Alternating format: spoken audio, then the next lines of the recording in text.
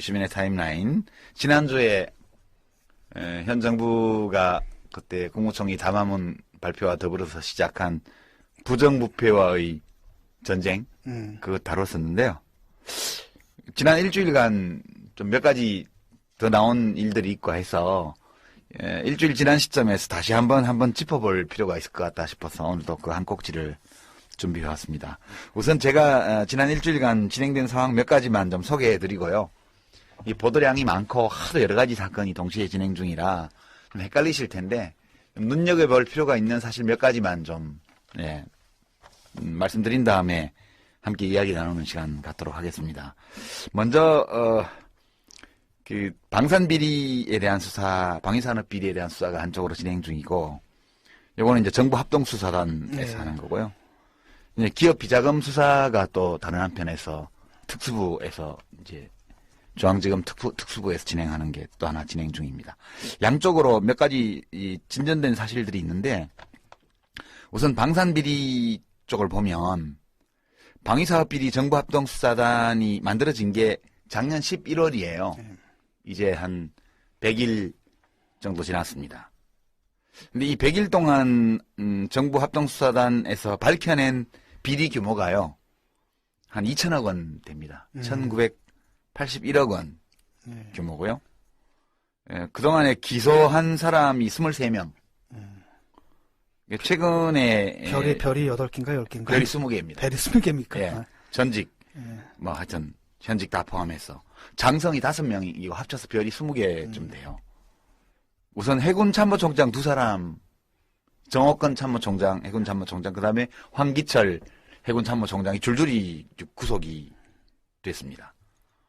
그리고 구속된 사람들의 인간관계를 보면 해군사관학교 동문조직이 거의 통째로 연루되다시피 한 정황. 이게 전현직 그리고 이제 방위산업체 또는 중개업체 이런 데 근무하는 전관 이렇게 포함해서 대부분 동문조직으로 연결되어 있습니다. 여기까지는 보도를 다 보셨을 거고요. 이 정옥건 전 해군 참모총장은 이미 STX조선에서 그 뇌물 받은 것 때문에 구속되어 있는 상황에서 통영한 비리와 관련돼서도 또 뭐가 있다고 해서 추가 수사를 한다. 뭐 그렇게 지금 얘기가 나오고 있습니다. 근데 흥미로운 거는요. 이게 그 해군 비리 합동 수사단이 아니잖아요. 방위산업 비리 합동 왜 해군만 건드리냐고. 수사단인데 지금 1981억 원 규모의 비리가 적발을 했는데 비리를 이게 군별로 나눠 보면요. 해군이 1,700억 원이에요. 약 1980억 중에. 그러니까 뭐 이거는 거의 90% 이상 90% 정도 되나요? 이 공군이 240억 원 정도 되고요. 공군이 사실 장비는 더 많이 쓰죠. 비싼 장비는. 국방비 절반을 넘게 육군이 쓰는데 육군은 13억 원이에요. 되게 작네요. 예. 이게 뭐냐 이게 도대체. 이게 해군만 때려잡고 있는 거예요, 지금. 해군은 그 해군사관학교 출신들이 다 들어가고 있는데 여기는 그 국방부에서는 육군이 꽉 잡고 있잖아요. 육군사관학교 출신들이. 그래서 이게 지금 이런만 무늬만 방위사업비리 정부합동수사단이고 실제로는 해군 쪽만 집중적으로 타격을 하고 그냥 다른 특히 육군 쪽은 그냥 이걸로 면피하고 다 넘어가는 거 아니냐 이런 지적이 좀 나오고 있어요. 제가 보기엔 너무 이상해요. 육군은 깨끗하고 해군만 썩었나? 이게 가능해요? 하여튼 그렇고요. 기업 비자금 수사 쪽으로도 몇 가지 일주일 동안 새로운 게 나왔는데 오늘 포스코가 제1차 타격 목표라고 지난주에 말씀드렸어요. 근데 해외에서 이제 베트남 법인에서 비자금 조성된 거에 이어서 국내 계열사에서도 비자금 조성한 사실이 확인되었다 이렇게 나오고 있고요. 그리고 이 방위산업 비리는 이미 사람이 구속이 되어서 뭐 기소가 되고 이런 단계까지 와 있는 반면 기업 비자금 수사는 이게 아직 수사 단계거든요. 근데 이게 뭐 중계방송 하듯이 지금 보도가 다 나오고 있어요. 이것도 일종의 뭐라 그러죠 이게?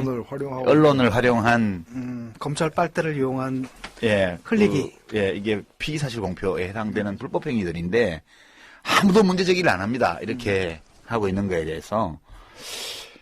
그리고 이제 정준양 전 이제 포스코 회장이 이제 이명박 정부 때 회장이죠. 이 사람이 이제 두 번째 연임을 하고 임기를 못 채우고 물러났는데 밀려났는데 이 사람이 박영준 전 이제 지경부 차관하고도 가깝고 이상덕 씨하고도 친분이 있다는 소문이 있다.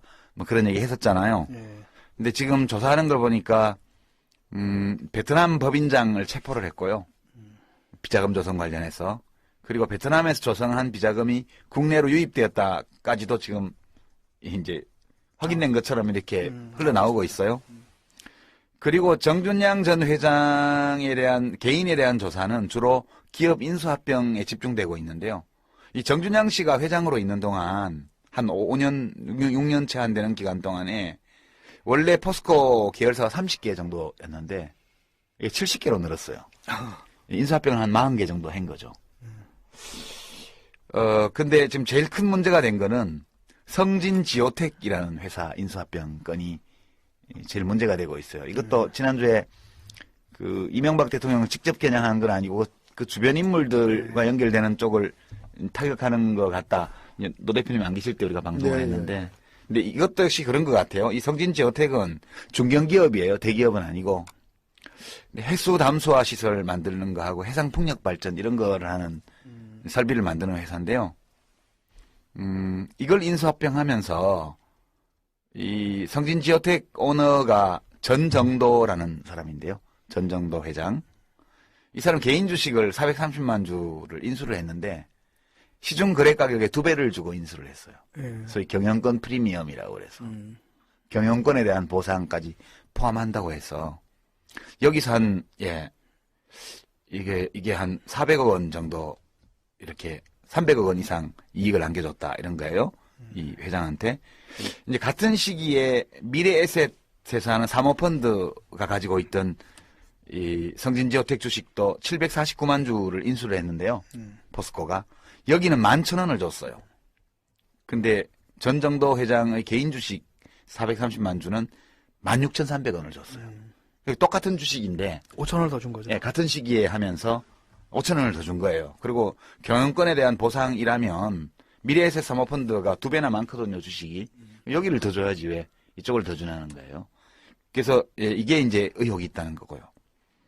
거기다가 300억 원 정도 이익을 제공했을 뿐만 아니라 이 성진지오텍을 매입하고 나서도 인수합병하고 나서도 또 경영자로 전정도 씨를 또 지명을 했어요. 그러니까 이게 전정도 씨는 자기 회사를 팔고 그것도 막 시중가격 2배에 팔고 경영권 프리미엄도 받고 경영권 프리미엄을 받고 팔고 경영권은 계속 행사를 유지하고. 했어요. 이게 되게 재밌는 거죠. 그 다음에 이제 산업은행도 여기 같이 말려들었는데요. 산업은행이 신주 인수권을 갖고 있어서 이 회사에 대한 이거를 9,600원에 전정도 회장한테 매각을 했어요. 그 이 포스코 인수합병 직전에 이제 포스코가 인수한다고 소문이 나가지고 막 주가가 막 오를 때였어요. 이때 이제 신주 인수권을 갖고 있으면 이게 돈이 되는 건데 산업은행이 이거를 이 포스코 인수합병 일주일 전에 전정도 회장한테 매각해버렸습니다. 9,620원에요. 그러니까 이것도 그냥 줬다는 얘기잖아요. 예, 이것도 한 110억 원 정도의 이익을 산업은행이 포기하고 전정도 씨한테 제공한 걸로 이렇게 추정이 되고 있고요. 근데 왜 이 사람 어떤 사람이냐 이렇게 봤더니 울산 출신이고요. 울산에서 마당발 기업인으로 통하는 사람이었다고 그러고요. 역시나 그 2008년 11월에 이명박 대통령이 남미 순방할 대외 때, 순방할 때 이때 같이 주로 갔고 대기업 사람이 따라가거나 중소기업 협동조항회 임원들이 따라가거나 이러는 건데 이 사람은 뭔 일인지 모르겠지만 중소기업 CEO라는 자격으로 이례적으로 동행을 했습니다. 박영준 차관, 또 이상덕 의원과 친한 것으로 알려져 있어요. 이건 뭐 우리 확인할 수는 없고 이게 있으니까 대통령 순방에 그 특별기에 탑승을 하지 안 그러고 하겠어요? 특별한 관계니까. 예. 이렇게 해서 지금 이게 포스코 인수합병 중에서 이게 제일 문제가 되고 있고요. 다른 데들도 이런 식으로 인수합병을 하면서 사실상 포스코의 돈을 그 인수합병 대상이 된 기업의 소유자 오너한테 그냥 퍼준 이런 인수합병 사례가 많을 걸로 지금 예측이 되고 있습니다. 포스코는 이렇게 진행 중이고요. 경남기업 성완종 회장 예. 이 사람은 17대 때인가요? 예. 국회의원이었죠, 그죠? 예, 18대 때. 같은 정무위원회 있었어요. 아, 예, 17대 때구나. 예. 아니요, 19대 때. 19대 때. 최근에 이제 아. 옷을 벗었죠. 아, 그렇구나. 예. 이 사람은 지금 참 재밌게 됐는데, 이 경남기업이라는 데가 사실 해외 자원 투자를 하는 데가 아닌데, 막 사방에 자원 투자를 한다고 해서, 이제, 광물공사, 광업공사 이런 쪽에서 융자금을 받았어요. 이게 예. 성공불융자라는 건데요. 보도가 많이 나오는데, 뭐 모르시죠? 성공불융자가 뭔지. 성공하면 갚는 거예요? 예. 성공 못하면 안 갚아도 갚아도 돼요. 되고. 그러니까 이게 이제 정부가 어떤 개별 경제 주체들의 특정한 행위를 촉진하기 위해서 그것이 위험이 동반되는 경제 행위일 경우에 정부가 영자를 해주고 사업이 아주 망해서 갚을 능력이 없으면 탕감해 주는 거예요. 그다음에 이제 대박이 나서 돈을 많이 벌면 좀 높은 이자율로 갚는 거고. 갚는 거고. 이게 이제 보통 보면 그 학자금 융자 같은데 이걸 쓰는 나라들도 좀 있어요. 예를 들어서 학자금 융자를 받아서 나중에 사회에 나가서 돈 많이 번다. 이러면 좀 높은 많이 이자율을 갚고. 적용을 하고 못 번다 그러면. 못 안 번다 갚아도 그러면 이제 낮은 상관없죠. 이자율을 적용을 하고 아예 이제 실업자가 돼갖고 뭐 국가에 의존해서 산다 이러면 탕감하는 거고 이런 제도를 하는 나라들이 좀 있거든요. 우리나라 자영업자들이 귀가 번쩍 뜨이는 근데 이 경남 기업이 몇백억 원을 성공불융자를 받았어요. 그리고 다 망했어요. 그거 안 갚았어요. 탕감했어요. 근데 알고 봤더니 원래부터 해외 자원 투자를 한 게 아니고 그냥 인마이 포켓 했다는 거예요. 그러니까 하나도 안 하고 그냥 먹었다는 사기를 얘기지. 치고 예. 편취한 거네. 국가 돈을 사기쳐서 먹은 거예요. 그래서 이제 이게 성완종 씨가 곧바로 경영권 포기 선언을 했고요. 이 한나라당 새누리당 국회의원이었는데 하여튼 여기도 전에 청와대에 계시던 분하고 가깝다는 소문이 있습니다. 세 번째가 지난주에 다뤘던 일광그룹 이규태 회장 이 공군 전자전 장비 가격 부풀려서 뭐 500억 떼먹었다 이거 있잖아요. 예. 그 폴라리스 그 계열사 폴라리스 일광 폴라리스 때문에 연예인들 얘기도 했고 하는데 추가적으로 하나 나왔어요. 이 사람 뭐가 좀 잘 안 나오는지 학교법인도 있거든요. 예. 유치원하고 초등학교 갖고 있는데 여기를 좀 털고 있어요. 학교법인 털어가지고 지금 이 교비 횡령한 거 이것까지 찾아내는 거 보니까 별로 안 나오는 모양이네. 예 뭔가 이게 처음에 이렇게 막 나왔던 거와 달리 확실하게 법적으로 엮어낼 것이 잘 안 나오는 게 아니냐 이런 의혹이 좀 있습니다. 이렇게 이제 지난 일주일 동안 좀 진행이 됐는데요. 이제 좀 얘기 나눠보고 싶은 게 두 가지 쟁점이에요. 첫째는 이 부정부패와의 전쟁 과정에서 이 프로젝트의 이 기획의 목표가 뭐든 간에 정책 목표가 뭐든 간에 일단 그 양상들이 드러나고 있잖아요. 어떻게 해먹었는지. 예, 첫 번째는 이제 공직부패가 있고요. 공무원들, 권력 가진 사람들이 그 권력을 이용해서 부패한 거. 한편은 또 민간부패가 있어요. 그 공직부패하고 연계되어서 평소에 민간 기업이나 이런 데서 이루어지는 부패상들이 지금 다 드러나고 있는 거죠. 그래서 이 부정부패의 양상과 관련해서 앞으로 이 부정부패와의 전쟁, 국무총리 담화문으로 시작된 이것이 종착점이 어디를 향해서 가는지는 좀 더 시간을 두고 지켜봐야 되겠지만 지금 시점에서 드러나고 있는 이 공직부패와 민간부패의 양상과 정도에 대해서는 한번 평가해 볼 필요가 있겠다. 이런 일이 왜 벌어지냐? 어떤 방식으로 이루어지냐? 이런 거에 대해서 많은 걸 알려줘요. 지금 보니까. 그래서 우선 첫 번째는 공직부패에 관한 건데요. 이게 이제 공직부패는 국가 권력을 사유화하고 국가 권력을 사적으로 이용해서 부를 축적하는 거. 이게 이제 공직부패죠. 근데 이제 이게 떡 만지다 보면 떡고물 묻을 수밖에 없는 거 아니냐. 이런 오랜 그런 문화적 전통 또는 인식 이런 게 있는 것 같아요. 이런 걸로 지금 나타나고 있는 이 자원외교 비리라든가 방산 비리 설명할 수 있을까요? 어떻습니까? 근데 과거에 보면은 네. 이제 이 정치 자금을 조성하거나 거액의 정치 자금을 조성하거나 아니면 이제 경제적 이득이 이제 막대한 그런 차관들을 갖다 들여오는 그런 네. 과정에 정치적으로 개입하면서 중간에서 뭐 코미션 먹듯이 네. 좀 떼먹는 걸 가지고 떡 만지다가 보면은 손에 떡고물도 묻는 거 아니냐. 그 유신 때 이후락 예, 이유락 씨가 이제 한 발언도 한 유명한데 발언인데. 손에 묻은 떡고물 내가 좀 먹은 거 큰 죄냐 이건데 지금 말씀을 들어보면은 이거는 떡고물이 아니고 떡 만들다가 떡을 그냥 베어 먹은 거 아니에요. 그렇죠. 떡을 잘라 먹은 떡을 거죠. 잘라 먹은 거죠. 예. 그러니까 이거는 뭐 나라 강도도 이런 나라 강도가 어디 아니, 있어?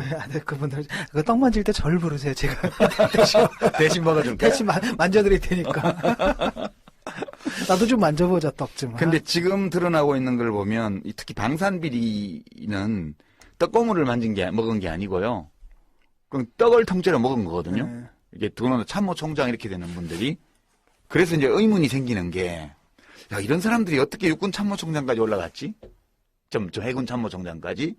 별 3개, 4개씩 달고, 그렇게 해군의 최고 지위까지 올라간 사람들이 줄줄이 전임자, 후임자가 다 구속이 됐는데, 원래부터 이렇게 부패한 사람들만이 거기 올라갈 수 있는 건가?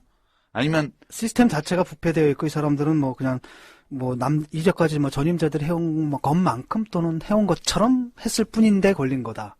어떤 걸 것 같아요? 근데 저는 우리 그 린다김 사건 있지 않습니까? 예. 그게 어찌 보면은 특히나 이제 무기는 이제 외국에서 수입하는 것이고 그런 다국적 기업 등 이제 크대한 이제 군산 이제 복합체에 이제 로비스트들이 있는 거란 말이죠.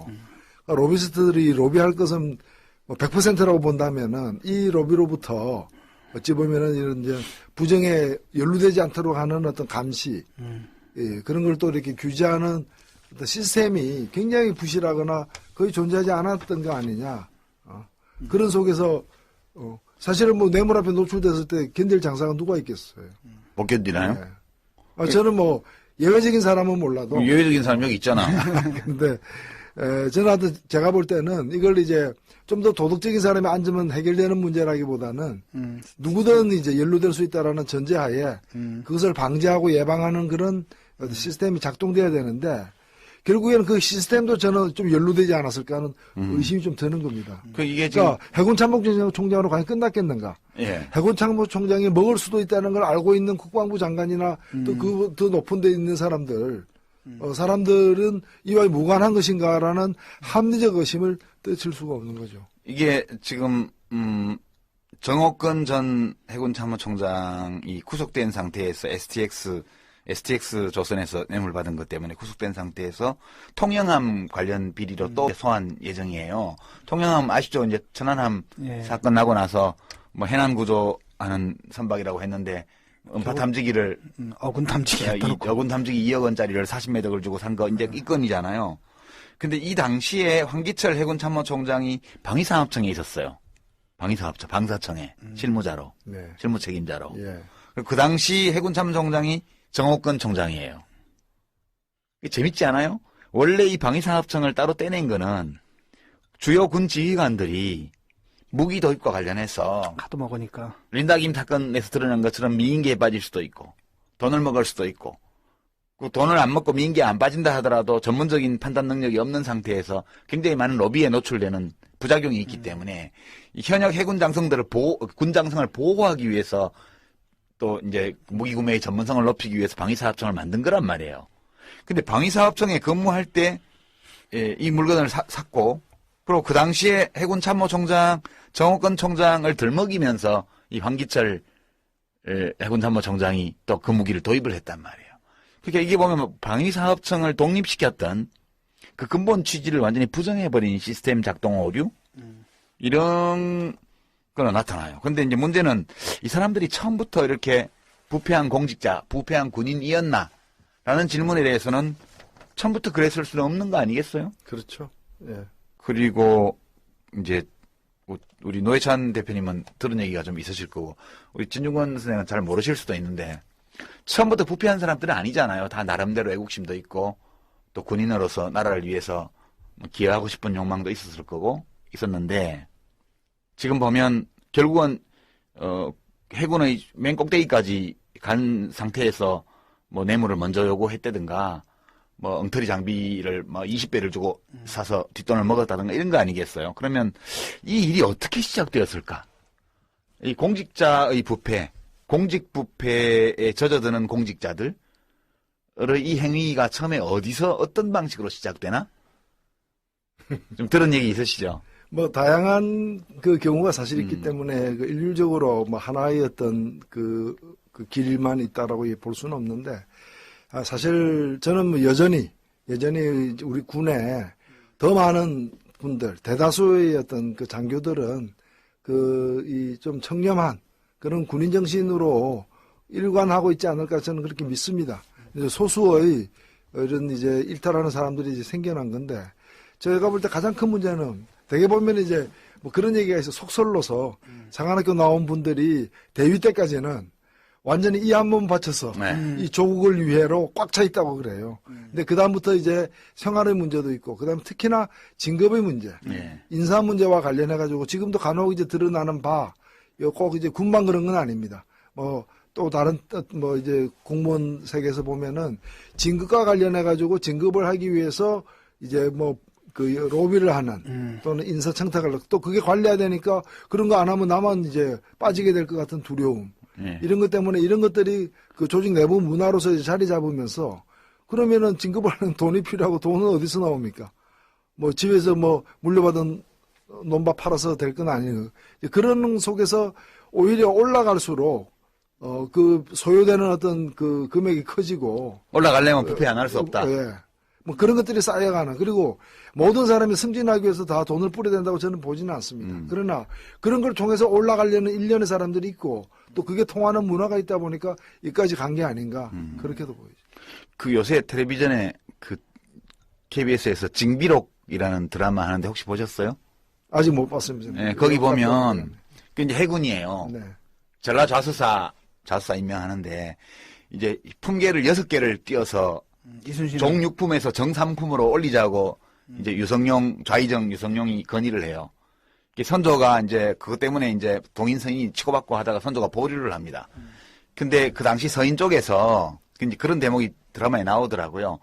옛날에 이순신을 밑에 데리고 있었던 장수를 불러서 대사원이 물어봐요. 솔직하게 얘기해봐라. 이순신은 그 무능한 장교냐 아니면 강직해서 그렇게 지킨 장교냐 물어보는데 이순신은 상관의 말을 거역한 적이 여러 번 있습니다. 이렇게 대답을 해요. 그래서 뭘로 거역했냐?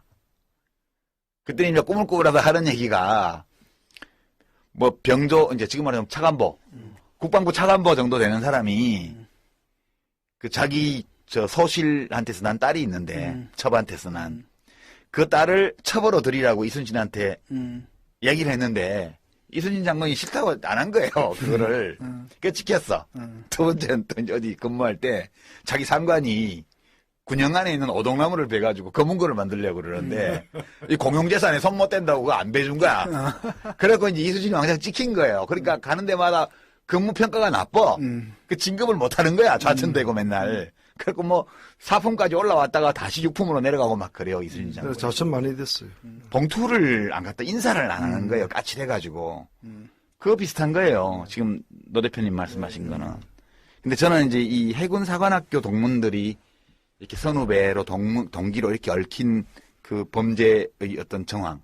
이걸로 보면 대개 공직자들의 부패가 시작되는 지점이 내가 부패해야 되겠다. 그렇게 생각하고 부패가 되는 게 아니고요. 그 아주 오래된 그 떡값 검사 명단에서 본 것처럼 돈 가진 사람들이 공직자를 관리하는 메커니즘이 있거든요. 이게 있고 이걸 어떻게 못 없애기 때문에 공직사회 안에서 인사라든가 이제 보직, 진급 등등에 대해서 아주 공정하게 해주지 않으면 여기 휘말려들게 돼 있어요. 돈으로 하게 되면. 그러니까 이제 처음에 와서 할 때 처음부터 야 뇌물 먹어라. 그 대신 이거 해주라. 그렇게 하지 않아요. 처음에는 아무 조건도 없고 아무 뭣도 없이 와서 이러는 거예요. 어우, 진대령 진급돼야지 별도 달아야지. 그러면 어디 함부로 손 벌리면 안 돼 군인이. 그 내가 뭐 있어? 내가 자네 친구인데 자네 도와주려면 돈밖에 더 있어. 난 가진 거 돈밖에 없는 사람인데. 딴 데 가서 절대 손 벌리거나 그러지 말고 나한테 벌려. 그렇게 하고 뭐 청탁도 안 하고 아무것도 안 해요. 그냥 좀 주는 거야. 그냥 이거 다 남자들 세상 남자는 돈지갑이 두둑해야 돼. 후배들한테 밥도 한 번씩 사고 이래야 되니까 내가 친구로서 그냥 주는 거예요. 우리 죽마고 온데 뭐 이렇게 하고 주는 거예요. 그 처음엔 약간 찜찜한 마음에 받아갖고 이렇게 갖고 있는데 아무 청탁이 없어. 그러니까 쓰게 돼요. 그렇게 몇 번을 하고 나면 그 다음에 몇 번 돈을 받았기 때문에 이게 문제가 되는 거야. 그때 아주 가볍게 일을 이렇게 정상적으로 처리하면서도 아무 표 안 나게 하면서도 봐줄 수 있는 거. 이런 걸 설정하는 거예요.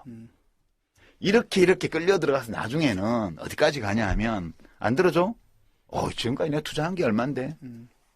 해군 참모총장 정도 되는 사람이 이게 2억짜리 어군 탐지기를 43억짜리 군사용 장비처럼 이렇게 도입을 하는 거를 체근을 해서 할 정도면 이미 공범관계나 혹은 약점을 다 잡혀서 협박당하고 있었다는 뜻이에요.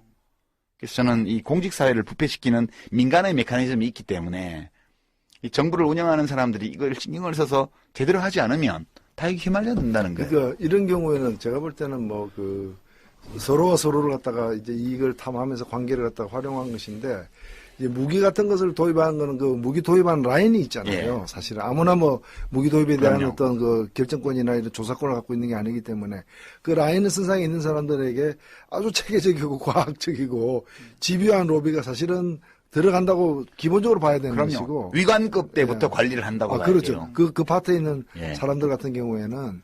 근데 이제 일반 이제 검사들 같은 경우에는 되게 어떤 검사든 수사검사로서의 어떤 그 파워가 있기 때문에 그걸 언젠가는 활용할 것을 대비해서 이 적금 들듯이 이제 스폰서로 예. 역할을 하는 그런 한 유형이 있다면 이런 특정한 이제 예를 들면 군 같은 경우에는 주로 한 대대장급이나 보통 보면 한 연대장급 이상 됐을 때 어떤 부대 운영과 관련돼서 어떤 그 결재권을 갖다가 쥐고 있을 때 민관과 이렇게 관계가 되는 부분들이 사실이 있거든요. 그렇죠. 예. 그거 아니면은 대개 보면은 이제 물품 같은 거 이제 납품 받는 쪽에서 이제 그런 문제가 되는 것인데, 그래서 그런 요소에 있기는 하지만 많은 경우는 진급을 위해서 누구나 해당되는 문제, 진급을 위해서 일단 자신이 돈을 써야 될 필요가 생기는, 또 그런 걸 통해서 진급하려고 하는 어떤 일련의 어떤 그 소수의 공직자들이 이제 문제가 다 되는 거죠, 이제. 그 사람들이 돈을 어디서 갖고 오겠어요? 결국에는 돈 만들 데가 없나 이렇게 보는 것도 그게 필요하다는 걸 아는 또 업자들이 또, 이제 모여드는 거예요. 거기 시장이 있는 거거든. 마켓이. 그러니까 어제 방송 뉴스 저녁에 오늘 아침 신문에 다 났죠. 그 성매매 정부 합동 단속반에 국세청에 이어서 감사원 두 사람이. 예, 간부예요. 4급 5급이면 서기관 사무관급 아니에요? 그 행시 출신 아니라면 나이도 꽤 됐을 텐데요. 그러니까 술집이랑 연결되어 있는 모텔이니까 이거 한꺼번에. 아니, 술집이 아니에요. 그 보도 내용을 자세히 보면 강남에 있는 여정이라고 돼 있어요. 그렇죠. 한정식 집이에요. 예. 강남에 있는 이제 기와집 인테리어가 돼 있는 여정이라고 나옵니다. 거기 식사가요, 미니멈 10만 원짜리고 저녁에 가면 15만 원짜리 식사 이런 거 하는 거예요. 옆에 서빙해주는. 너는 다 가봤지. 다 가본 건 아니지만 그런 데도 가봤죠. 옛날에 공직에 있을 때. 가봤습니다, 저는. 네. 가봤는데 저도 가봤어요. 네. 그래요? 예. 한 10만 원짜리 식사해요. 노 탤런트가 초청해서 가봤어요. 네. 근데 이제 우리 같은 사람이 가면 그냥 밥집이지. 근데 그게 밥집과 여정, 옛날식의 여정 이런 것들이 섞여 있는 거예요. 네, 지금은 구분이 잘 안 돼요. 그러니까 이제 그런 집에서 밥을 먹고 그다음에 따로따로 이동해서 모텔로 이동했다는 거 아니에요. 그죠? 그러면 그 비용이 얼마 들었겠어요? 공무원 봉급 타가지고 저녁에 강남에 있는 여정에서 한정식으로 밥 먹고 술 먹고 그리고 아가씨들하고 2차 나가서 모텔에 가서 자고 이러면 내가 보기에는 안 나와도 1인당 50만 원은 나왔을 거야. 그러면 그 감사원 공직자들이 무슨 돈으로 그거를 하겠어요? 자기 돈으로 하겠어요? 그리고 자기 돈으로 할 사람은 없죠. 그렇죠. 그러니까 문제는 이게 다 공직부패의 양상이라는 게 이런 거거든요. 이렇게 해서 한번 접대 그런 식으로 2차까지 성접대까지 받고 나면 그 민원인하고 앞으로 공무상 자기 직분을 딱 지키면서 할 수 있겠어요? 근데 이 모든 것들이 처음에 아주 작은 데서 소소한 데서 출발한다는 거예요. 그러겠죠. 네. 예. 그래서 이거는 이제 그 과거의 정부에서 보면 참여정부나 국민의 정부 때 이제 이 공직부패를 좀 제어하기 위해서 좀 노 대통령 같은 경우 인사청탁하면 폐가망신하겠다고 좀 과격한 말씀을 하셨다가 또 꼬투리 잡혀서 역공을 당하고 그랬지만 그것이 이걸 다 없앨 수 있다 이렇게 주장하는 게 아니고 그렇게라도 의지를 가지고 이것을 단속하고 제어하지 않으면 순식간에 이렇게 가버린다는 거예요, 공직사회는. 그래서 저는 이게 사실 윗물 아랫물 이론하고 좀 통한다고 봐요. 저 위에 계신 어른이 워낙 잘 말아드시니까 밑에 해군 참모총장부터 사건에서 군이나 정부의 요직에 있는 분들도 잘 말아드셨겠지 않겠어요? 불과 한 6, 7년 사이에 이렇게 많이 진행이 됐다. 지금은 어떨까? 그런 의문? 어떨까요? 과연 부정부패의 전쟁 선포를 한 이완구 총리 하의 정부에서는 이런 일이 없을까요? 지금 진행 중인 일이? 뭐 이재호 의원이 지적한 거에 따르면은 뭐 본인들이 먼저 털어야 된다. 본인들의 덩어리부터 먼저 털어내라고 하는데 하여튼 뭐 비슷하다는 또는 비슷하게 보인다는 뜻 아니겠어요? 뭐 지금 벌어지는 일은 이제 다음 정권에서 밝혀지겠죠. 이제. 지금 어저께 홍준표 경남도지사가 미국 방문해가지고 미국이죠. 그래서 그 동네 그 일대에서 제일 비싼 골프장 가서 부인하고 같이 라운딩 했는데 돈은 거기 업자가 됐다는 거 아니겠어요? 그래요? 그럼 이제 투자 상담했다는 명분인데 골프 친 게 지금 김영란법이 유예기간이라서 아직 공표도 안 됐지만 유예기간이라서 그렇지 그냥 적용하면 그냥 걸리는 거잖아요. 신고 안 하면 부인하고 해서 곱하기 100만 원 아니야. 그러니까 이런 식의 접대 문화 이런 것들이 워낙 보편화되어 있기 때문에 공직자들이 이거에 대해서 경계심을 별로 못 느끼고 한 걸음 두 걸음 살짝 들어가기 시작하면 나중에 걷잡을 수씩 간다는 거예요. 아, 투자 상담으로 그 향을 제공받은 겁니까? 그렇게 얘기해요. 그렇게 이야기를 한대요. 근데 누가 투자하는 거죠? 어디다가? 경상남도 경상남도에 투자하는데 경상남도가 대접받는다는 아니, 게 예, 그랬다는 거예요. 좀 그 말이 안 예. 되지. 경상남도가 대접을 해야 재주가 되잖아요. 좋으시군요.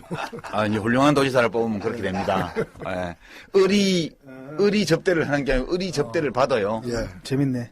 경상남도에 무슨 돈이 있어서 경상남도가 뭔 돈이 있어서 미국에 투자를 해요. 애들 밥값도 없는 동네인데. 그러니까 을 부부가 비밀리에 그렇죠. 의리 부인까지 배우자까지 포함해서 접대를 받았다는 거 아니야? 그러니까 대통령 시켜야 돼.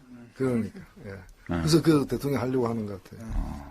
그래서 이거는 공직자들이 이 방송 청취하는 분들 중에서도 공무원이 되려고 공직으로 가려고 생각하고 있거나 이미 공직에 계신 분들이 있을지 모르겠는데 시작은 지극히 미미합니다. 모든 부정부패, 공직부패의 창대한 사건일지라도 그 시작은 이렇게 미미하게 시작된다는 거. 이거를 좀 생각하시면 좋을 것 같아요. 금묵자흑. 그냥 가까이 있으면서 까맣게 물드는 거. 아니 근데 가까이 안 갈 수는 없어. 민원인들이 찾아오기 때문에 공직에 있으면 민원인을 만나긴 만나야 돼요. 예, 그래서 이 김영란법을 참 좀 늦기는 했지만 진작에 이런 법이 만들어져서 현물 접대든 아니면 현금이든 간에 상품권이든 간에 받으면 안 된다는 의식. 예, 마치 다 받는데 나만 안 받으면 내가 이 사람한테 뭐 유감 있는 것처럼 비칠까봐 받는 거 이런 거까지 다 막아주는 게 김영란법이라는 거죠. 예, 그 점은 좀 이야기할 필요가 있을 것 같고요. 두 번째는 민간부패인데요. 공직자 혼자 부패하지 않아요. 돈 먹이는 민간인이 있으니까 다 부패하는 거죠. 지금 보면 이제 공직부패가 국가 권력의 사유화, 사적 이용의 문제라면 민간부패는 시장 권력의 사유화와 이 불법적 이용에 관한 거거든요. 이건 주식회사 같은 거 개인 회사가 아니잖아요. 근데도 이제 회사 돈을 자기가 빼먹는다든가 이런 거 다 민간부패죠. 근데 이번에 이 대기업 이 비자금 조사나 이런 거에 나타나는 증상들을 보면 사회 전체가 부패로 지금 부패가 만연해 있는 거 아닌가? 예, 저는 이번에 포스코 예. 비자금 조성과 관련된 그 조사 그 내용을 보면서 포스코만 이랬을까? 그럼요. 사실 대한민국에서 특히 정경련 회원 단체, 그러니까 주로 이런 대기업 군 예. 중에서 비자금 조성 안 하는 기업이 있다면은 저는 떳떳하게 한번 양심선언 해봐라. 우리는 비자금 안 받는다. 조성 안 하고 있다. 저는 단 한 기업도 자유롭지 못할 거라고 사실 봅니다. 그러니까 잡힌 들킨 자와 안 들킨 자의 차이일 뿐이다라고 감히 저는 생각을 하는데 그러면 이런 비자금 조성이 어느 나라도 다 가능한가? 이게 제대로 된 주식회사라면은 불가능하죠. 불가능한 거거든요. 주주들이 가만 안 있는 주주들에게 이중장부를 썼다는 얘기 그럼요. 아니겠어요? 감사가 가만히 있고 우선. 그럼요. 이게 가능한 거는 그만큼 오너가 자기 지분 이상으로 이렇게 전횡을 휘두르고 그것이 보장되는 어떤 경영 체계이기 때문에 문제가 있는 거 아니에요. 그런 점에서도 이 소유와 경영의 분리 그리고 경영에 대한 어떤 내부 감시 사회 이사라는 것도 보면은 원래는 좋은 취지로 만들었는데 좋은 취지로 만들었지만은 오나 친구 데려다 놓는 문제. 그렇죠. 사회에 있는 뭐 자기 불우유 친구들 다 동원해가지고 아니 그게 불우이웃 시절에서 하는 게 아니고요. 안 불우이웃을 시켜요. 그러니까 근데 이 사람이 공직에 있을 때 그 기업에 대해서 어떻게 했냐를 보고 하는 거예요. 그러니까 저 같은 사람은 저도 명색이 장관 출신 빠진 석자교수 오라는 학교도 없고요.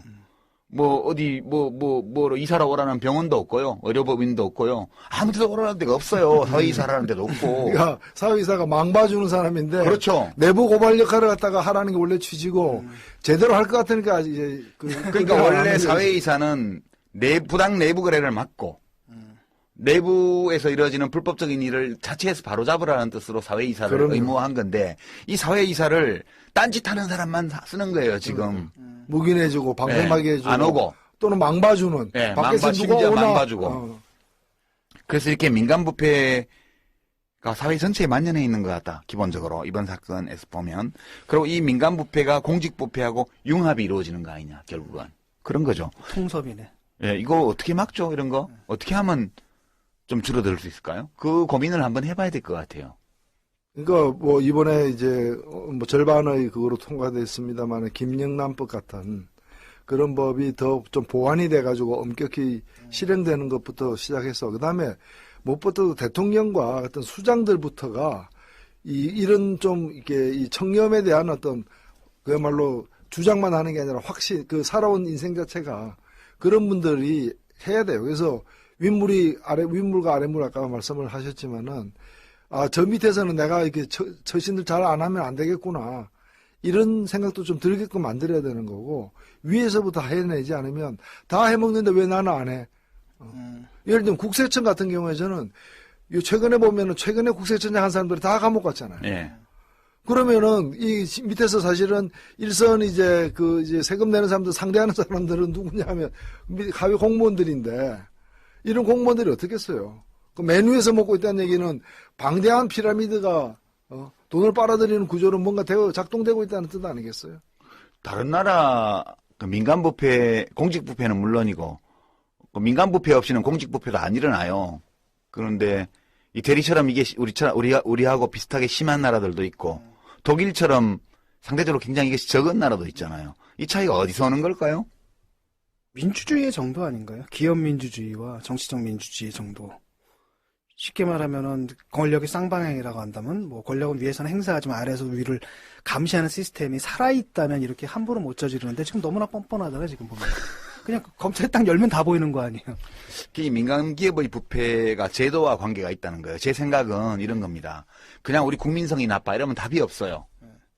독일은 이 민간부패가 덜하고 공직부패도 훨씬 덜해요. 이게 서로를 규정하는 거기 때문에 부추기는 거고. 독일을 예를 들면 대기업이 비자금, 상장법인이 비자금 조성이 불가능한 이유 중에 하나가 거기 mitbestimmungsgesetz라고 해서 공동결정법이라고 있어서 기업의 이사회에 노사가 동수로 들어가잖아요. 예, 그 경영창가가 법률로 보장되어 예, 있죠. 의사결정권은 이제 회사 쪽이 2배를 행사하기 때문에 표결하면 무조건 이 회사 쪽이 무조건 이겨요. 그러나 동수의 이사회 멤버가 들어가 있기 때문에 결국은 회사의 경영과 관련된 회계와 관련된 모든 정보를 노조 대표가 아니고 거지. 이제 베트립스라트라 해서 워커스 카운슬 그러니까 직원평의회 직원평의회 대표가 들어가서 그걸 다 보잖아요. 그럼 노조도 같이 공유한다는 뜻이니까 결국은 노사가 기업의 회계와 경영 정보에 대해서 같이 같은 정보를 갖고 있기 때문에 이렇게 비자금을 조성해서 빼돌리는 게 굉장히 어려운 거죠. 이런 제도의 차이가 사람들의 행태의 차이를 불러오는 거기 때문에 우리 민족은 안 돼라든가 우리 국민은 국민성이 나빠라든가 이런 얘기를 하기 이전에 이 민간부패는 대부분 돈이 있는 곳에서 생기는 거니까. 그리고 말씀하신 거는 이제 제도로서 규제를 하고 예방하는 어떤 그런 이제 케이스도 있고 또 미국처럼 그런 건 좀 약하지만은 사법의 판결이 엄청나게 화이트 칼라 범죄에 대한. 화이트 칼라 범죄에서는 이제 평생 기업을 못하도록 만들고 종신형 때려버리잖아요. 예.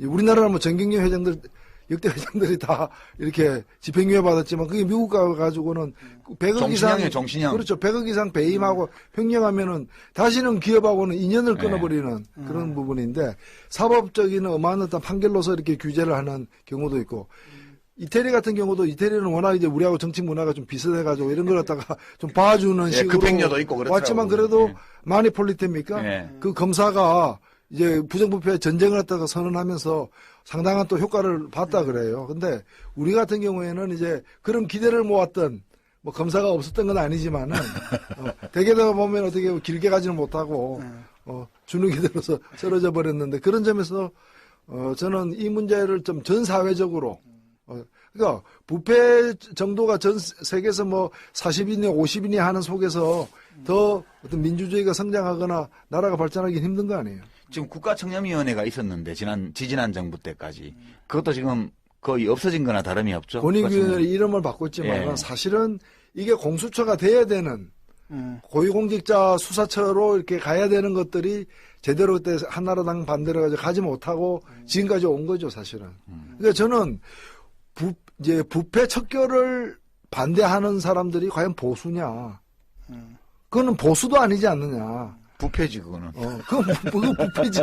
그야말로. 그러니까 저는 좀 새누리당의 그 보수 정당이라고 자처하지만 보수의 함량이 한 30%밖에 안 된다. 나머지는 딴 거라는 거죠. 무슨 반공이거나 부패거나. 자, 이제 이거 마무리하면서요. 제 소감을 한 말씀만 좀 드리자면, 그 이완구 총리가 뭐 담화 발표하고 하는 건 좋아요. 근데 우리가 어떤 병증을 진단해서 이제 수술을 하거나 치료를 할 때는 어떤 원인이 이 병증을 만들어냈는지를 알아봐야 되잖아요.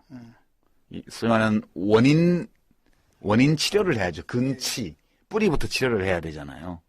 그런데 지금 하고 있는 이 부정부패와의 전쟁 이걸 보면 이미 드러난 증상을 들추어내서 정치적으로 활용하는 거죠. 네, 그 부분을 판에서 고름이 이렇게 나왔습니다 라고 외치고 이런 거지. 이 부패가 공직부패 그리고 민간부패가 왜 생겼는지에 대한 진단 자체가 없어요. 그래서 이거는 그냥 같은 게임을 계속 반복되는 게임을 선수 바꿔가면서 계속 하는 게 불과하다는 거예요. 이제 이 정권 끝나고 나서 다음 정권 가면 여야 정권 교체가 되건 안 되건 박근혜 정권 때 있었던 공직부패가 또 나올 거예요. 민간부패가 또 나오고요. 이 짓을 지금 하면서 그리고 이렇게 폼만 잡는다는 건 저는 좀 한심하다. 한마디로 그리고 말해서. 선수 나름이지. 김태촌이 폭력 주방 그런 거 어깨띠 메고 나서면은 그거 이상하잖아요. 착하게 살자 이런 거. 지금 나시티 입고 지금 이두박근혜 지금 착하게 살자 붙여갖고 지금 다니는 거 아니야. 이완구 씨가 여기다 착하게 네. 살자. 예. 그러니까 신뢰를 안 하는 거죠, 사람들이. 그러니까 이거는 지금 결과가 뻔해요. 우리가 이 부패, 공직부패와 민간부패를 일종의 뿌리 깊은 사회적 현상으로 어떤 원인이 있는 사회 현상으로 본다면 제일 먼저 해야 될 일은 원인 진단부터 하는 거예요. 그래서 그것이 제도에 있으면 제도에, 행태에 있으면 행태에, 또는 제도의 운영의 문제라면 운영의 문제 이렇게 따로따로 해가지고 이제 제도적인 해법은 이걸 내고 운영에 관해서는 이걸 내고 그다음에 사람의 문제도 일부 있는 거니까 사람의 문제에 대해서는 이걸 내고 이렇게 해서 종합적으로 대책을 세워야지. 국무총리가 나와서 담화문만 하고 뭐 검찰에 맡기기만 하면 부패가 근절되는 거요? 예. 진짜 난 너무 한심하다고 생각해요. 예. 여기까지가 저희 소감인데요. 그냥 전임 대통령은 빼고 그 주변 사람들과 연관되어 있는 몇 건과 그다음에 이제 여당을 이제 단돌이 해가지고 박근혜 대통령 임기 끝까지 말 잘 듣게 끌고 나가는데 필요한 엄포, 이제 공포 분위기 조성용 이 정도로 끝날 걸로 지금 예측하는 게 합리적인 예측인 것 같아요. 네. 예. 예. 의사로 치면 돌팔이 의사가 무조건 메스들과 수술하는 거예요 지금. 그리고 이 떨어진 그 지지율을 좀 회복시키려고 하는 기대감도 좀. 근데 안 있는 것 올라가던데. 같아요. 예, 그러니까. 그게 이제 예. 그분이 하니까 안 올라가는 거예요. 예. 그러니까 결국은 이 문제가 상당히 뿌리 깊은 문제고 사실 거기에 이 문제를 정말로 극복할 의사가 있다면 제대로 된 진단과 그렇죠. 제대로 된 처방을 내놔야 되고 제도적인 문제 아까 두 가지가 나왔습니다. 독일 시국처럼 노사정 관계를 통해 가지고 그 민간부패에 노조를 대해서는. 경영 참가를 시키게 되면 이제 투명해지는 부분. 노 아니면 대표 미국처럼 말씀처럼. 노 대표가 말씀하신 것처럼 미국에서처럼 아예 그냥 경제 범죄를 화이트 칼라 범죄에 대해서 정말 엄한 잣대를 들이대든지 이런 시스템이 나와야 되는데 지금 이루어지는 것은 그런 건전한 문제의식에서 나온 행위라기보다는 아까도 말씀하셨듯이 지지율을 올리거나 그다음에 또 그 이른바 친이계한테 이렇게 겨냥하는 거잖아요. 일종의 네. 견제고 인류에다가 견제구를 던지는 그런 식으로 됐기 때문에 근본적인 처방이 될 수 없는 한갓 정략적인 캠페인의 그칠 수밖에 없다는 건. 없지 않을까라고 조심스럽게 전망해보죠. 너무 왜 이렇게 갑자기 이렇게 겸손해지셨어요. 강하게 주장하셔도 됩니다. 예, 수고하셨습니다. 드러나고 있잖아요. 어떻게 해먹었는지. 예, 첫 번째는 이제 공직부패가 있고요. 공무원들, 권력 가진 사람들이 그 권력을 이용해서 부패한 거. 한편은 또 민간부패가 있어요. 그 공직부패하고 연계되어서 평소에 민간 기업이나 이런 데서 이루어지는 부패상들이 지금 다 드러나고 있는 거죠. 그래서 이 부정부패의 양상과 관련해서 앞으로 이 부정부패와의 전쟁, 국무총리 담화문으로 시작된 이것이 종착점이 어디를 향해서 가는지는 좀 더 시간을 두고 지켜봐야 되겠지만 지금 시점에서 드러나고 있는 이 공직부패와 민간부패의 양상과 정도에 대해서는 한번 평가해 볼 필요가 있겠다. 이런 일이 왜 벌어지냐? 어떤 방식으로 이루어지냐? 이런 거에 대해서 많은 걸 알려줘요, 지금 보니까. 그래서 우선 첫 번째는 공직부패에 관한 건데요.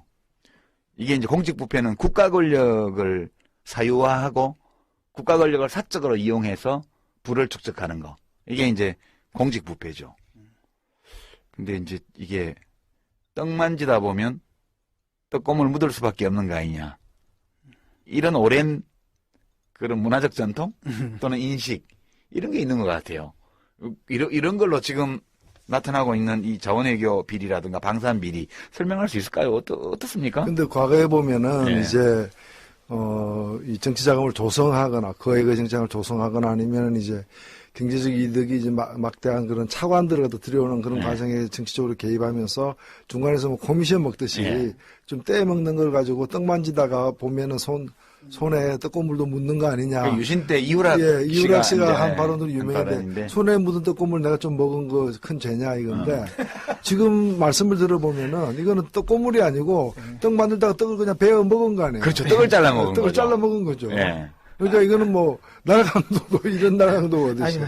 그분들, 떡 만질 때 절 부르세요. 제가 대신 먹어줄게. 대신 만져드릴 테니까. 나도 좀 만져보자, 떡 좀. 근데 지금 드러나고 있는 걸 보면 특히 방산 비리는 떡고물을 먹은 게 아니고요. 그럼 떡을 통째로 먹은 거거든요. 네. 이게 들어오는 참모총장 이렇게 되는 분들이. 그래서 이제 의문이 생기는 게, 야, 이런 사람들이 어떻게 육군 참모총장까지 올라갔지? 좀 해군 참모총장까지? 별 3개, 4개씩 달고, 그렇게 해군의 최고 지위까지 올라간 사람들이 줄줄이 전임자, 후임자가 다 구속이 됐는데, 원래부터 이렇게 부패한 사람들만이 거기 올라갈 수 있는 건가? 아니면, 시스템 자체가 부패되어 있고, 이 사람들은 뭐 그냥, 이제까지 전임자들이 해온 것만큼 또는 해온 것처럼 했을 뿐인데 걸린 거다. 어떤 걸 것 같아요? 근데 저는 우리 그 린다김 사건 있잖아요. 예. 그러니까 어찌 보면은 특히나 이제 무기는 이제 외국에서 수입하는 것이고 그런 다국적 기업 등 이제 거대한 이제 군산 이제 복합체에 이제 로비스트들이 있는 거란 말이죠. 그러니까 로비스트들이 로비할 것은 뭐 100%라고 본다면은 이 로비로부터 어찌 보면은 이런 이제 부정에 연루되지 않도록 하는 어떤 감시, 예, 그런 걸 또 이렇게 규제하는 어떤 시스템이 굉장히 부실하거나 거의 존재하지 않았던 거 아니냐. 그런 속에서 사실은 뭐 뇌물 앞에 노출됐을 때 견딜 장사가 누가 있겠어요. 못 견디나요? 네. 저는 뭐 예외적인 사람은 몰라도. 예외적인 사람 여기 있잖아. 근데 저는 하여튼 제가 볼 때는 이걸 이제 좀 더 도덕적인 사람이 앉으면 해결되는 문제라기보다는 누구든 이제 연루될 수 있다라는 전제하에 그것을 방지하고 예방하는 그런 시스템이 작동돼야 되는데 결국에는 그 시스템도 저는 좀 연루되지 않았을까 하는 의심이 좀 드는 겁니다. 그러니까 해군 참모총장으로 과연 끝났겠는가? 예. 해군 참모총장이 먹을 수도 있다는 걸 알고 있는 국방부 장관이나 또 그 더 높은 데 있는 사람들은 이와 무관한 것인가라는 합리적 의심을 떨칠 수가 없는 거죠. 이게 지금 정옥근 전 해군 참모총장이 구속된 상태에서 STX 조선에서 뇌물 받은 것 때문에 구속된 상태에서 통영함 관련 그리고 이 방위산업 비리는 이미 사람이 구속이 되어서 뭐 기소가 되고 이런 단계까지 와 있는 반면 기업 비자금 수사는 이게 아직 수사 단계거든요. 근데 이게 뭐 중계방송 하듯이 지금 보도가 다 나오고 있어요. 이것도 일종의 뭐라 그러죠 이게? 언론을 활용한 검찰 빨대를 이용한 예, 흘리기.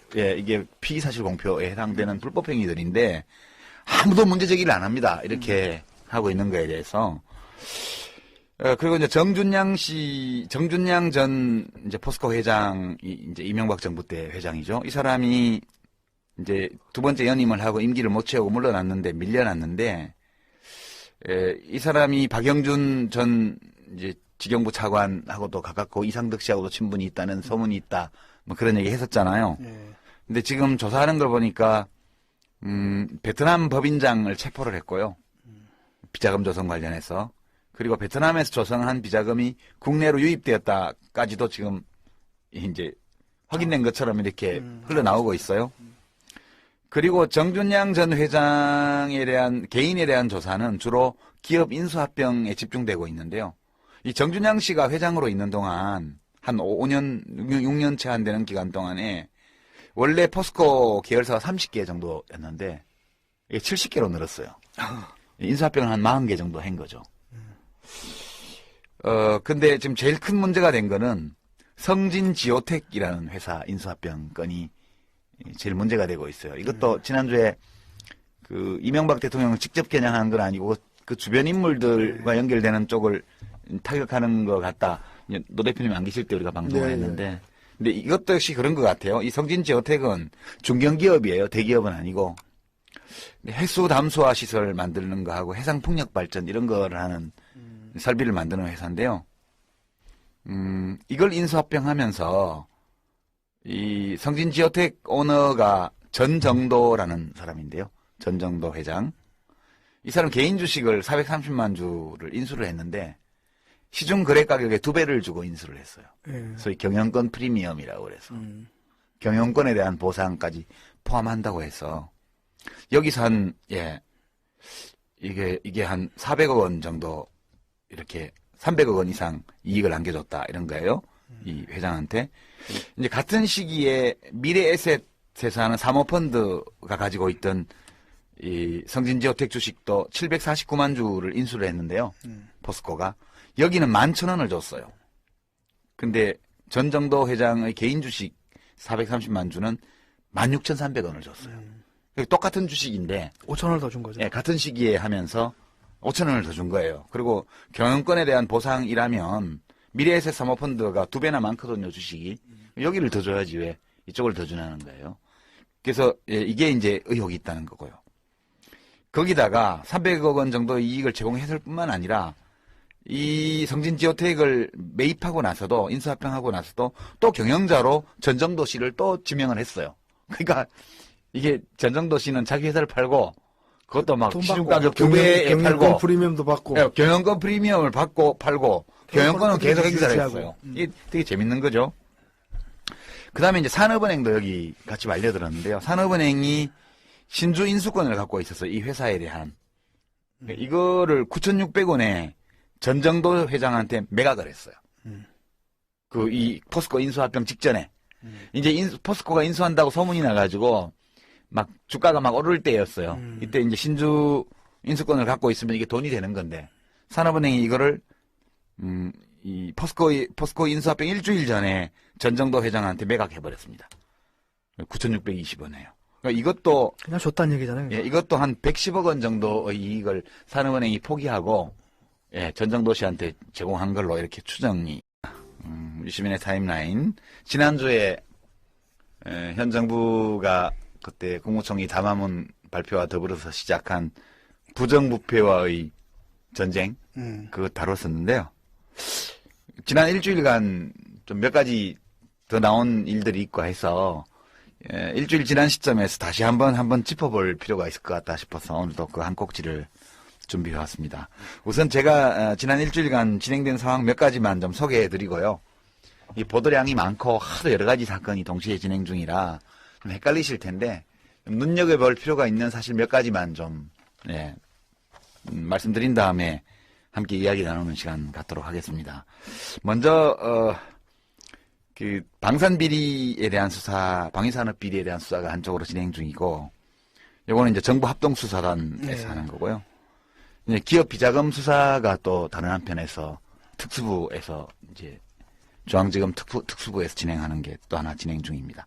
양쪽으로 몇 가지 진전된 사실들이 있는데, 우선 방산비리 쪽을 보면 방위사업비리 정부합동수사단이 만들어진 게 작년 11월이에요. 이제 한 100일 정도 지났습니다. 근데 이 100일 동안 정부합동수사단에서 밝혀낸 비리 규모가요. 한 2천억 원 됩니다. 1981억 원 규모고요. 예, 그동안에 기소한 사람이 23명. 최근에 별이 8개인가 10개인가? 별이 20개입니다. 별이 20개입니까? 예, 전직 뭐 하여튼 현직 다 포함해서 장성이 5명이 이거 합쳐서 별이 20개쯤 돼요. 우선 해군 참모총장 2사람, 정옥건 참모총장, 해군 참모총장, 그 다음에 황기철 해군 참모총장이 줄줄이 구속이 됐습니다. 그리고 구속된 사람들의 인간관계를 보면 해군사관학교 동문조직이 거의 통째로 연루되다시피 한 상황. 이게 전현직 그리고 이제 방위산업체 또는 중개업체 이런 데 근무하는 전관 이렇게 포함해서 대부분 동문조직으로 연결돼 있습니다. 여기까지는 보도를 다 보셨을 거고요. 이 정옥근 전 해군 참모총장은 이미 STX조선에서 그 뇌물 받은 것 때문에 구속돼 있는 상황에서 통영한 비리와 관련돼서도 또 뭐가 있다고 해서 추가 수사를 한다. 뭐 그렇게 지금 얘기가 나오고 있습니다. 근데 흥미로운 거는요. 이게 그 해군 비리 합동 수사단이 아니잖아요. 방위산업 비리 근데 합동 왜 해군만 건드리냐고. 수사단인데 지금 1981억 원 규모의 비리가 적발을 했는데 비리를 이게 군별로 나눠 보면요. 예. 해군이 1,700억 원이에요. 약 1980억 중에.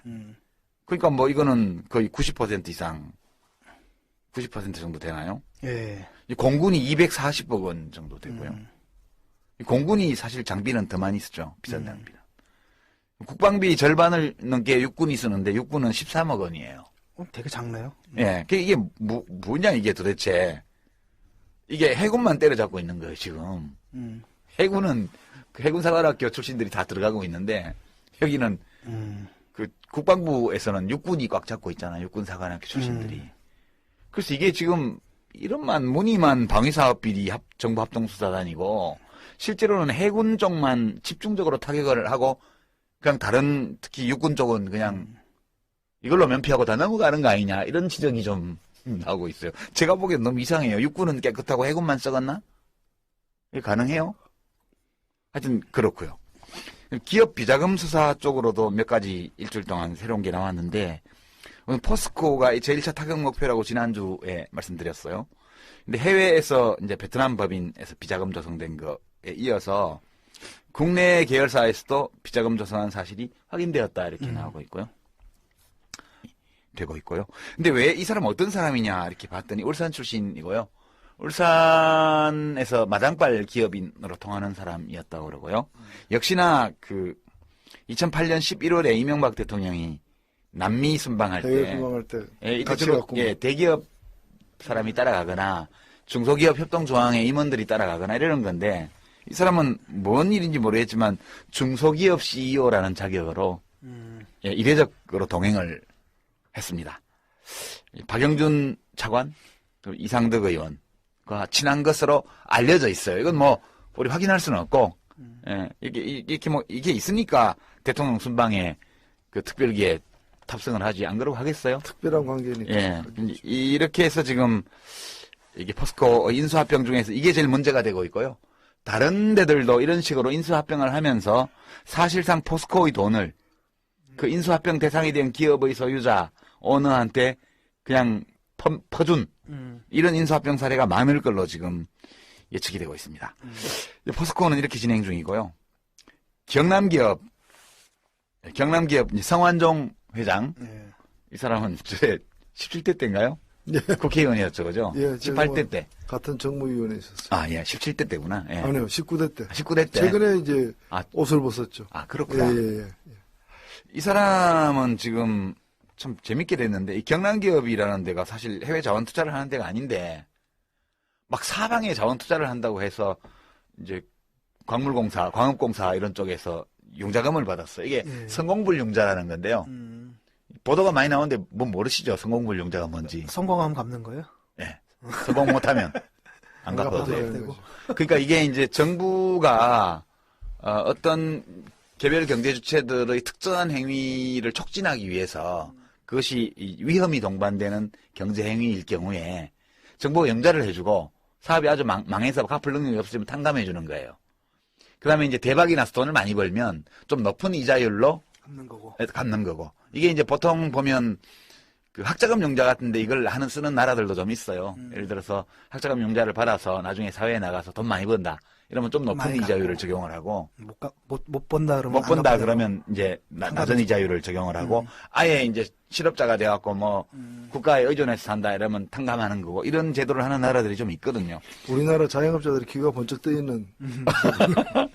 근데 이 경남 기업이 몇백억 원을 성공불융자를 받았어요. 그리고 다 망했어요.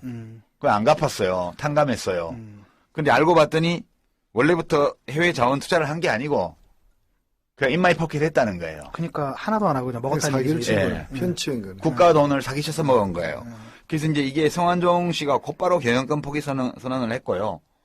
이 한나라당 새누리당 국회의원이었는데 하여튼 여기도 전에 청와대에 계시던 분하고 가깝다는 소문이 있습니다. 세 번째가 지난주에 다뤘던 일광그룹 이규태 회장 이 공군 전자전 장비 가격 부풀려서 뭐 500억 떼먹었다 이거 있잖아요. 예. 그 폴라리스 그 계열사 폴라리스 일광 폴라리스 때문에 연예인들 얘기도 했고 하는데 추가적으로 하나 나왔어요. 이 사람 뭐가 좀 잘 안 나오는지 학교법인도 있거든요. 예. 유치원하고 초등학교 갖고 있는데 여기를 좀 털고 있어요. 학교법인 털어가지고 지금 이 교비 횡령한 거 이것까지 찾아내는 거 보니까 별로 안 나오는 모양이네. 예, 뭔가 이게 처음에 이렇게 막 나왔던 거와 달리 확실하게 법적으로 엮어낼 것이 잘 안 나오는 게 아니냐 이런 의혹이 좀 있습니다. 이렇게 이제 지난 일주일 동안 좀 진행이 됐는데요. 이제 좀 얘기 나눠보고 싶은 게 두 가지 쟁점이에요. 첫째는 이 부정부패와의 전쟁 과정에서 이 프로젝트의 이 기획의 목표가 뭐든 간에 정책 목표가 뭐든 간에 일단 그 양상들이 들이로 또 소환 예정이에요. 통영함 아시죠? 이제 천안함 예. 사건 나고 나서 뭐 해난 구조하는 선박이라고 했는데 음파 탐지기를 어군 탐지기 이 어군 탐지기 2억 원짜리를 40매덕을 주고 산 거 이제 이 건이잖아요. 근데 이 당시에 황기철 해군참모총장이 방위산업청에 있었어요. 방위사업청, 방사청에 실무자로, 네. 실무 책임자로. 예. 그 당시 해군참모총장이 정옥근 총장이에요. 이게 재밌지 않아요? 원래 이 방위산업청을 따로 떼낸 거는 주요 군 지휘관들이 무기 도입과 관련해서 하도 먹으니까. 린다김 사건에서 드러난 것처럼 미인계에 빠질 수도 있고 돈을 먹을 수도 있고 그 돈을 안 먹고 미인계에 안 빠진다 하더라도 전문적인 판단 능력이 없는 상태에서 굉장히 많은 로비에 노출되는 부작용이 있기 때문에 이 현역 해군 장성들을 군 장성을 보호하기 위해서 또 이제 무기 구매의 전문성을 높이기 위해서 방위사업청을 만든 거란 말이에요. 근데 방위사업청에 근무할 때 이 물건을 샀고 그리고 그 당시에 해군 참모총장 정옥근 총장을 들먹이면서 이 황기철 해군 참모총장이 또 그 무기를 도입을 했단 말이에요. 그러니까 이게 보면 방위사업청을 독립시켰던 그 근본 취지를 완전히 부정해버린 시스템 작동 오류 이런 거는 나타나요. 근데 이제 문제는 이 사람들이 처음부터 이렇게 부패한 공직자, 부패한 군인이었나? 라는 질문에 대해서는 처음부터 그랬을 수는 없는 거 아니겠어요? 그렇죠. 예. 그리고 이제 우리 노회찬 대표님은 들은 얘기가 좀 있으실 거고 우리 진중권 선생님은 잘 모르실 수도 있는데 처음부터 부패한 사람들은 아니잖아요. 다 나름대로 애국심도 있고 또 군인으로서 나라를 위해서 기여하고 싶은 욕망도 있었을 거고 있었는데 지금 보면 결국은 해군의 맨 꼭대기까지 간 상태에서 뭐 뇌물을 먼저 요구했다든가 뭐 엉터리 장비를 뭐 20배를 주고 사서 뒷돈을 먹었다든가 이런 거 아니겠어요? 그러면 이 일이 어떻게 시작되었을까? 이 공직자의 부패, 공직 부패에 젖어드는 공직자들의 이 행위가 처음에 어디서 어떤 방식으로 시작되나? 좀 들은 얘기 있으시죠? 뭐 다양한 그 경우가 사실 있기 때문에 그 일률적으로 뭐 하나의 어떤 그 길만 있다라고 볼 수는 없는데 사실 저는 뭐 여전히 우리 군에 더 많은 분들 대다수의 어떤 그 장교들은 그 이 좀 청렴한 그런 군인 정신으로 일관하고 있지 않을까 저는 그렇게 믿습니다. 이제 소수의 이런 이제 일탈하는 사람들이 이제 생겨난 건데 제가 볼 때 가장 큰 문제는 대개 보면 이제 뭐 그런 얘기가 있어 속설로서 장안학교 나온 분들이 대위 때까지는 완전히 이 한 몸 바쳐서 네. 이 조국을 위해로 꽉 차 있다고 그래요. 근데 그 다음부터 이제 생활의 문제도 있고 그다음에 특히나 진급의 문제, 네. 인사 문제와 관련해 가지고 지금도 간혹 이제 드러나는 바, 꼭 이제 군만 그런 건 아닙니다. 뭐 또 다른 뭐 이제 공무원 세계에서 보면은 진급과 관련해 가지고 진급을 하기 위해서 이제 뭐 그 로비를 하는 또는 인사 청탁을 또 그게 관리해야 되니까 그런 거 안 하면 나만 이제 빠지게 될 것 같은 두려움. 네. 이런 것 때문에 이런 것들이 그 조직 내부 문화로서 이제 자리 잡으면서 그러면은 진급을 하는 돈이 필요하고 돈은 어디서 나옵니까? 뭐 집에서 뭐 물려받은 논밭 팔아서 될 건 아니에요. 그런 속에서 오히려 올라갈수록 그 소요되는 어떤 그 금액이 커지고 올라가려면 부패 안 할 수 없다. 예. 뭐 그런 것들이 쌓여가는 그리고 모든 사람이 승진하기 위해서 다 돈을 뿌려야 된다고 저는 보지는 않습니다. 그러나 그런 걸 통해서 올라가려는 일련의 사람들이 있고 또 그게 통하는 문화가 있다 보니까 여기까지 간 게 아닌가 그렇게도 보이죠. 그 요새 텔레비전에 그 KBS에서 징비록이라는 드라마 하는데 혹시 보셨어요? 아직 못 봤습니다. 네, 거기 보면 그 이제 해군이에요. 네.